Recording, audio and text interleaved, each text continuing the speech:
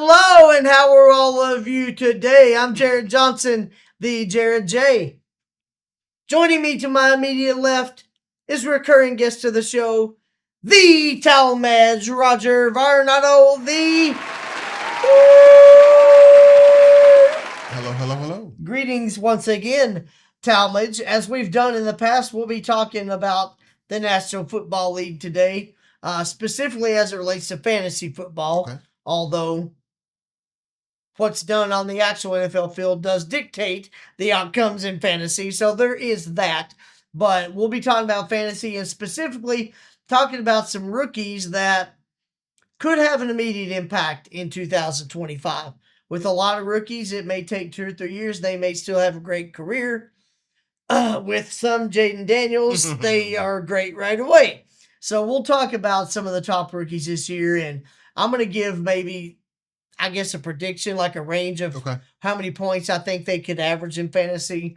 And just to make it, because there's different formats, I'll say in full point per reception leagues, this is kind of, I'll give an outcome, a range of possible outcomes that I could see. So Talmadge, actually, I'll kick this one to you since he was the number 1 overall pick for Talmadge's Tennessee Titans.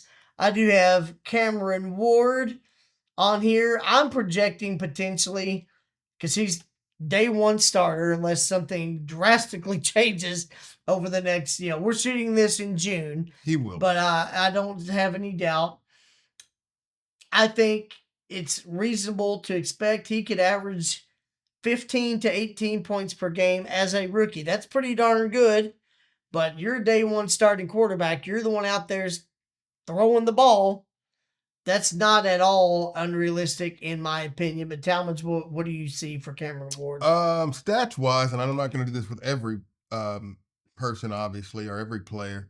But stats wise, if I had to say, I'm looking at probably 20 touchdowns, 8 interceptions, 3,200 yards. So not numbers that would wow you. Pretty good for a rookie. Yeah. Numbers that show solid progression. I know that people have said, if he was drafted last year, he'd be the 3rd, 4th, or 5th quarterback taken, that kind of thing. He'd probably be 4th at best, but that's not, I don't mean that as an insult. Here's my thing, though. It doesn't really matter. No, it does not at all. They're picking him to be the face of their franchise. They obviously believed in him. Because I know for a fact, not that I'm an insider, but just like most fans. Not that y'all know of. I listen to a lot of sports talk and internet and all that kind of thing. And a lot of people were saying Cleveland and New York were willing to give up 2 first-round picks to move up. Wow. And Tennessee didn't even take the phone call. So that, they believe in him. The fact that they did nothing else in the offseason to procure a free agent quarterback or a trade, and that they did that, they wanted Cameron Ward. So they believe in him, which means he's going to have opportunity. He's going to make his mistakes. He's not a perfect prospect. But, for fantasy, especially at quarterback, if I'm taking a second quarterback later in the draft, he would definitely be somebody I'd look at, because what if he is a Jaden Daniels? What if he is a Stroud? I'm not saying he will be, but what if he is? And I said this in another episode, a previous episode. I drafted Jaden Daniels last year in the 10th round in some leagues, and I was darn glad that I did. I got him in a dynasty startup last year in the 3rd round. Mm-hmm. Jaden Daniels usually goes in the first 4 picks in dynasty startups now. Yeah. So Cameron Ward in a regular, just single league, you can get him probably in a 16-round league. You can probably get him in the 14th, 15th, or 16th round. Think, unless you got like a Titan fan or somebody somebody who just wants him for that. Him, but just using common sense, you can get him in the later rounds. And I would definitely, I'll put it this way, he's worth the shot. Oh, I don't doubt that at all. Yeah. There's indubitably just no question. I'll combine our catchphrases. In fact, Talmadge and I I'm in 4 dynasty leagues currently, one of which Talmadge is in with him. And who did you take with your 1st-round pick in that league? Oh, yeah, Cameron Ward. Well, you had 2 first-round picks. You took him and Tyler Warren. I did. Yeah, was the 3rd overall pick, I think. Yeah. You took Cameron Ward. No surprise as a Titan fan, and he's... But that wasn't even wasn't even the reason. Genty and Hampton went number 1. Right. Number 2, he was a very easy choice. Believe it or not, I probably would have... Well, I don't want to get too far ahead. Yeah. But if I had the first pick, I probably would have taken Hampton, believe it or not. Interesting. Okay, we'll kind of get into that. In one of my other dynasty leagues, I did some trades. So I had 3 first round picks. I had the 107, 108, 109. Cameron Ward fell to me at the 107. So I got him in another dynasty. I didn't think there's any way he's going to be available. I was watching the board, strategizing. All of a sudden, I was like, wait, either Ted Aroa, Travis Hunter, or I was doing the math. I was like, one of those guys is going to be available when I pick here in a moment because a couple of those guys went a little later than I thought. So I got him with the 107 in one of my rookie drafts this year. It may pay off. So he's on my bench right now because I've already got Lamar Jackson and Kyler Murray. But that's okay. I was happy to get Cameron Ward and keep him on my roster. So we'll go with another guy that Talmadge and I had just mentioned that I think should have an immediate impact. Ashton Jeanty, running back for the Las Vegas Raiders. I don't think there's any way he's not their every down workhorse running back. Will he get some rest now and then? Sure, Raheem Mostert will get a few carries. Zamir White and Sincere McCormick might even get a little playing time. They drafted Jeanty to be their running back. He's got a 3-down skill set. He can catch some passes out of the backfield. I think even as a rookie, 14 to 18 points per game in a point per reception league. And for those of you that don't follow fantasy, that's pretty darn good for a running back. Yeah. And he may average a little less, but that's why I got a range 14 to 18. But it wouldn't shock me for him to be every bit in that range. Well, he went to the right team, too. They've got a coach who wants to run the football. Yep. You've got a tight end that can do everything. Those two are two very good young weapons. And all of a sudden, you've got your defense got to look at 2 people to actually focus on. Throw in the fact you actually have a professional quarterback now that can press the ball down the field. Yes. So he's going to open up things for the outside receivers as well. All of a sudden, that team has a chance to. I know we're not talking about their actual records, but that team has a chance to be pretty decent if their defense. They're not a joke anymore. Yeah. If their defense can hold up, you could see them winning double the amount of games they won last year. Pretty quickly, and he'd be a big reason why. He would be a very big. He, Geno Smith, and Pete Carroll. I mean, because like you said, Max Crosby's still there. We're getting a little off course, so I'll rein this back. But to your point, he landed in a great spot. He'll get opportunity. He'll get usage. Barring an injury, I wouldn't be shocked at all. 14 to 18 points per game in a PPR league. Next guy I'll name, another running back that I think landed in a great spot. R.J. Harvey, Denver Broncos, 2nd-round pick. I don't think he's quite on the level of Jeanty. Actually, no, he's not. But I also project as a rookie, he could average 14 to 18 a game. The only difference is Denver did just sign J.K. Dobbins to a 1-year deal. He's going to cut into some of this usage. So maybe more like 10 to 14 might be more realistic. I'm going for your initial 14 to 18. Yeah, I still wouldn't be that shocked. And don't get me wrong, I've always liked Dobbins. I've always liked him. Me too. Don't get me wrong. I'm thankful he finally had a good year last year. I hope he has another this year. He was proven healthy, so he will factor in. I could see why you could see the points drop because of that. But it still wouldn't, because they've got a coach that's offensive minded. Yes. He'll find a way to get everybody. And he's utilized 2 running backs before, Mark Ingram and Reggie Bush. They can played great together. So, my initial projection, 14 to 18, I still hold that that's very possible. Dobbins is there on a 1-year deal, so that will cut into it some. But Harvey, I've got him on 3 of my dynasty leagues. That's how much I believe in him. I got Jeanty in one of mine. I'll try to stop doing that at some point. Just talk about all my dynasty teams. The Harvey I have been trying to invest in. Gotcha. I've got him in 3 of my 4 dynasty leagues. I really do believe in him. I don't like him quite as much as you do, but I can definitely see where you're headed with that. Yeah. I like the prospect a lot, but also the landing spot. I mean, until they signed Dobbins, he was a clear path for their workhorse, and he'll still get plenty of opportunity with Dobbins. So, I do like him. Next guy I've got, Tetaroa McMillan, Carolina Panthers wide receiver. Clear-cut number 1 receiver now for Bryce Young. I project he could get you 15 to 17. Maybe 18 even, because it is a point per reception league. So he gets 1 point for every pass he catches. And then the yardage, touchdowns are 6 points. Tetero could rack up some points pretty fast. Because look at Adam Thielen the past 2 years in fantasy and PPR leagues. He's been worth having on your roster, even though he's slowing down with age, because he got most of the targets. Now that Tetero is in that same offense, he gets the targets. He's younger, faster, more athletic. You won me over with that comment, because before you said that, I was going to say I was a lot higher on him as a receiver before the season started. I thought he was a top 10 pick. At last year, I thought he dropped a little bit in my eyes. I like his size. Yeah. He doesn't really separate, and I'm worried about that. That is the thing. He's good at contested catch. He's a good target, but no, you're not wrong about the separation. And he has some drops. Drops don't scare me, though. They can clean that up, but he does have And they happen to anybody. You can't get... They're not ideal, but everybody's going to drop some passes. Even the best receivers in the league, sometimes they're kind of high in drops, but that's because they have a lot of targets. Yeah. Justin Jefferson's going to drop a lot more passes. Well, that's why you want to look at the catch percentage. Yeah, that's exactly where I was going. He's going to drop a lot more passes than somebody who is not getting the ball to him as much.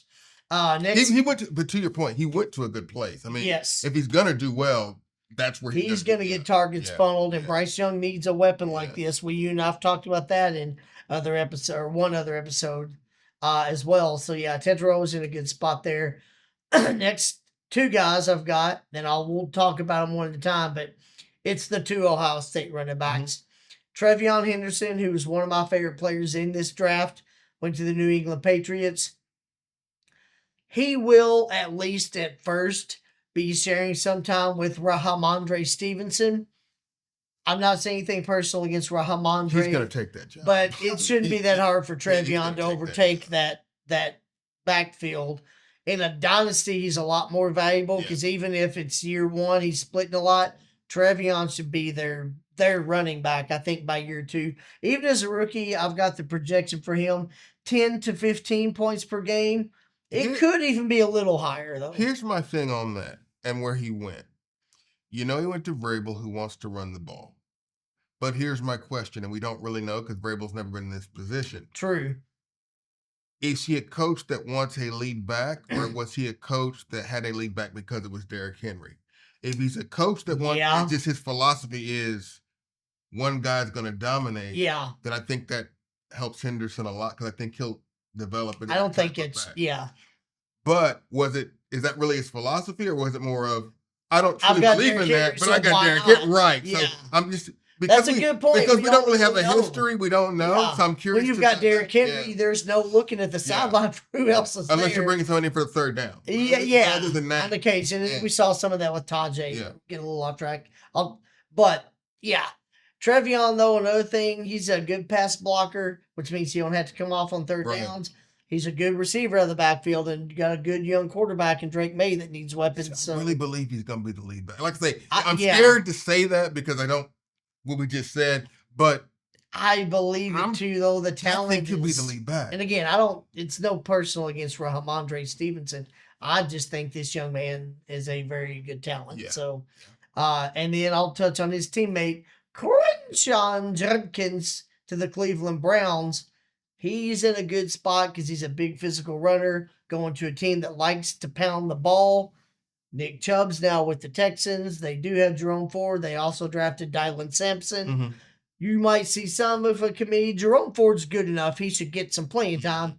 I've got Quinshon projected possibly 10 to 14 points per game as a rookie, but I'd probably go lower than that. Just think so? Because of what you just said. And maybe so. And he's not much of a receiver, so he'll be a little more touchdown dependent. So maybe 8 to 11 or 12 might be a little. I wouldn't necessarily disagree with that. I think he could take over that backfield. Or here's what I could see. I think Jerome Ford is in the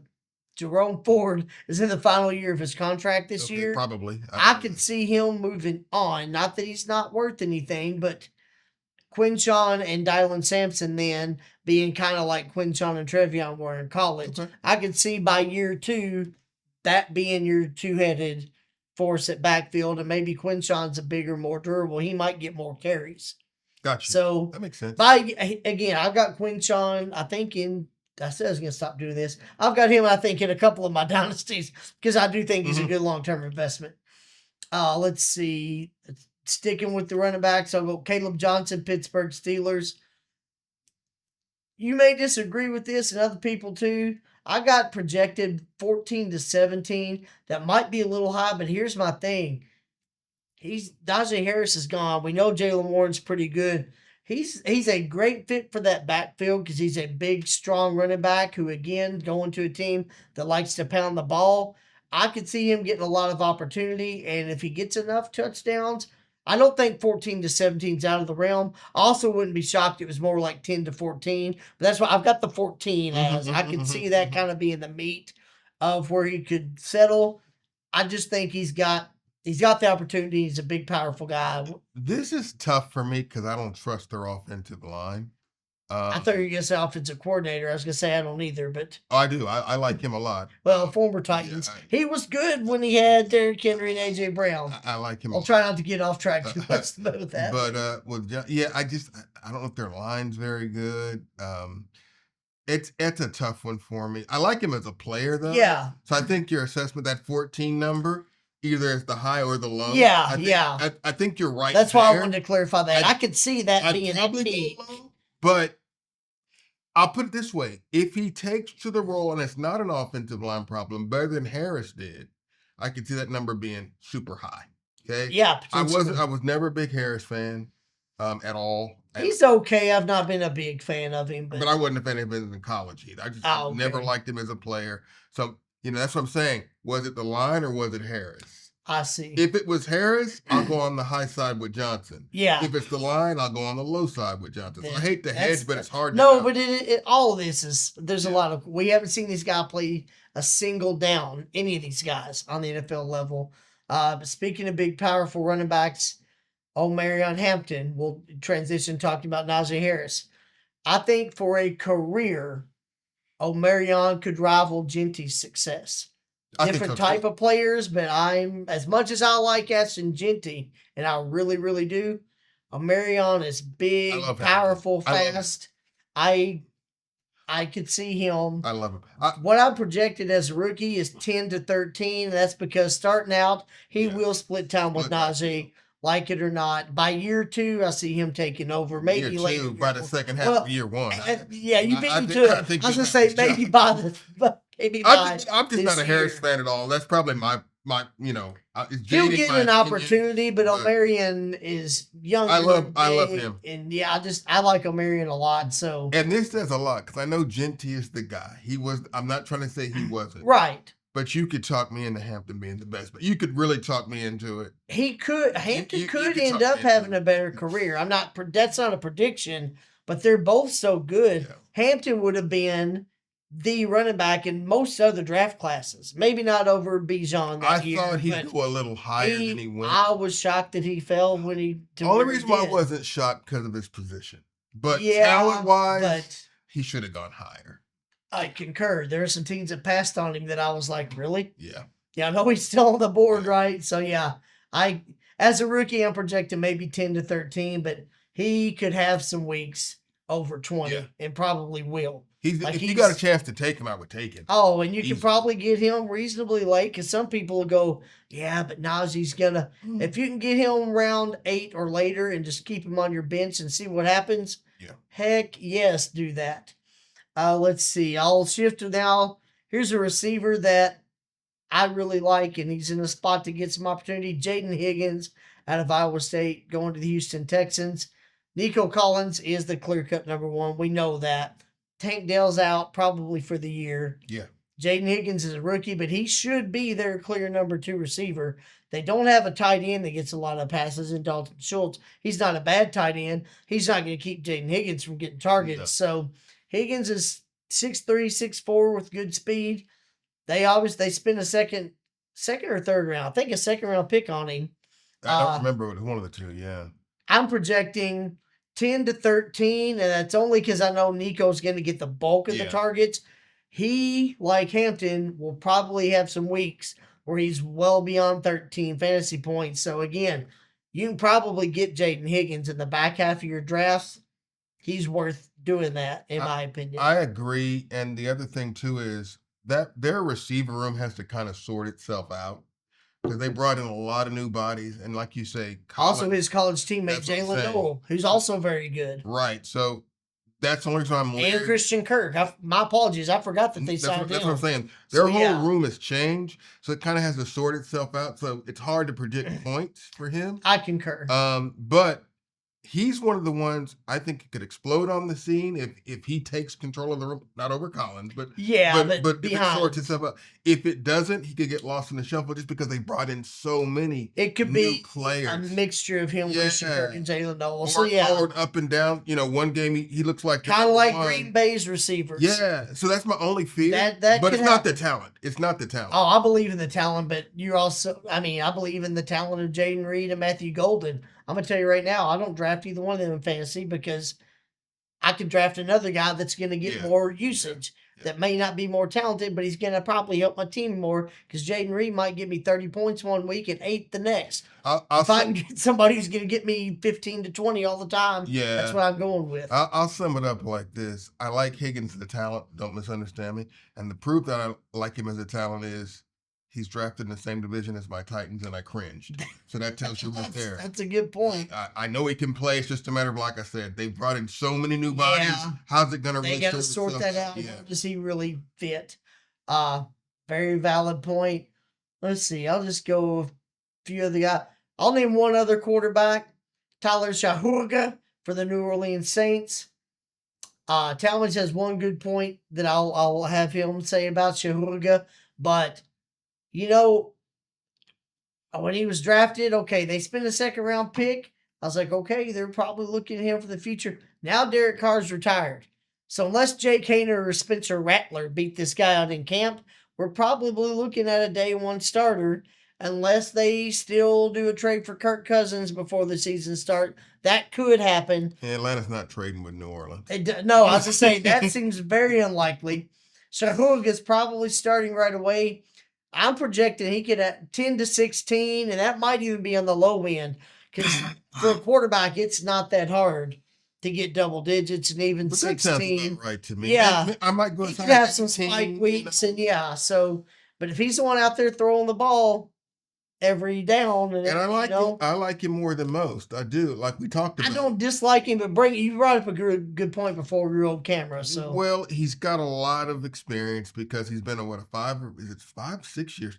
It might be. I think it's 6. Yeah, 6 year starter. Which I don't even want to get into the fact that you shouldn't even be able to play that long in college. That's throwing me off. Topic within the topic there, and for another day. Not only that, I think 3 different teams, so different coordinators. He's had to pick up offense, and he was able to do it. He's got great size. He's got a strong arm. He's a better athlete than people think. He's sneaky. Could have shot into the first round, and people don't believe me when I say that, but I'm telling you, I like this guy a lot. Now, I like the fact that he's going to an offensive-minded coach, because anytime a new quarterback goes to a defensive-minded coach, I have major You never know what to expect. Now, Moore is new as a head coach, so we don't know what to expect, how good he is, but at least he's offensive-minded. And like you say, I think they like the quarterback from Oklahoma, Rattler. Spencer Rattler. Yeah, I think they like him. But when they took this guy as early as they took him, that kind of told you maybe they don't like him. That tells you that Spencer Rattler's not the one that they are like, he's our quarterback, or they wouldn't have drafted Shahuga. Because they had other needs, and you're not going to take a luxury pick in the second round. So I agree with you. I think he'll start, maybe not week 1, although I think he will. I think he probably will.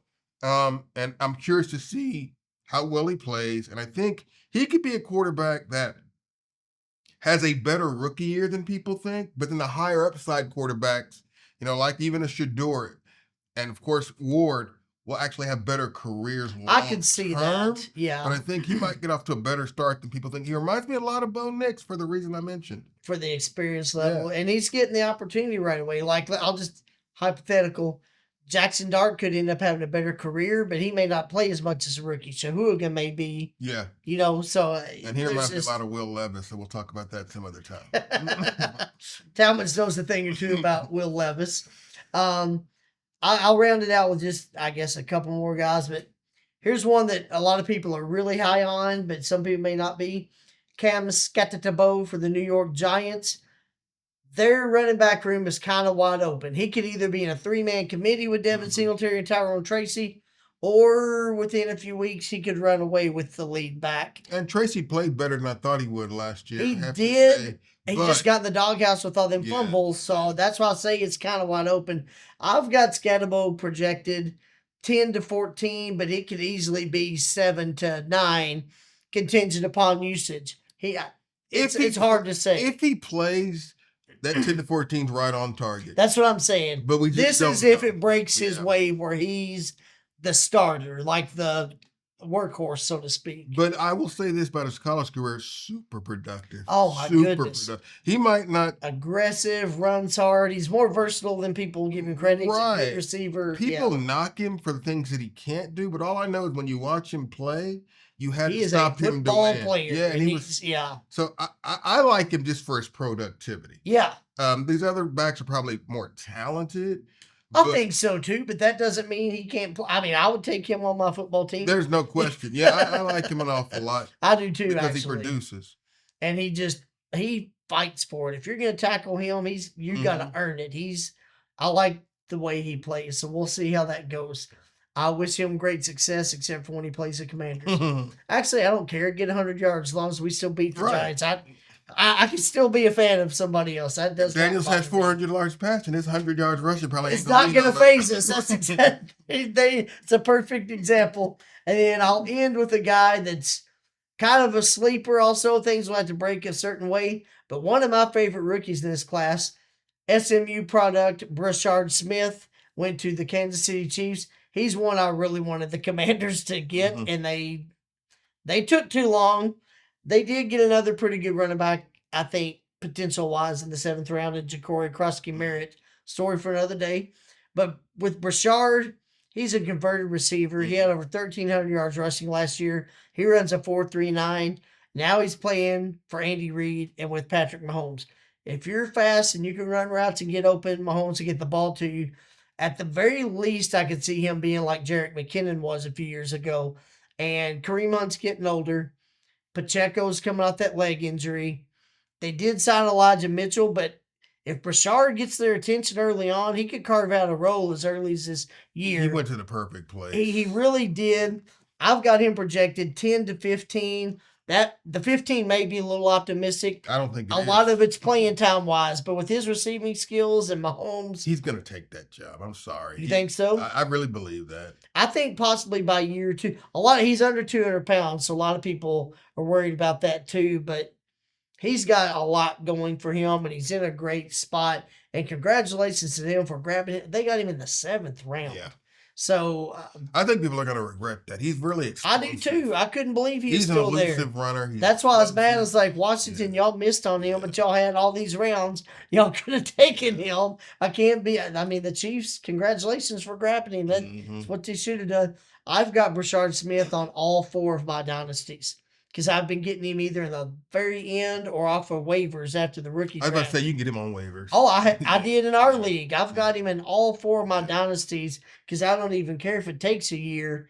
Everybody in the league will regret that I picked him up first going in, I think, into year 2 or beyond. So, all right, Talmadge, did you have any other rookies that I didn't mention that you wanted to throw out? Just the other receiver from Iowa State. Jalen Noel.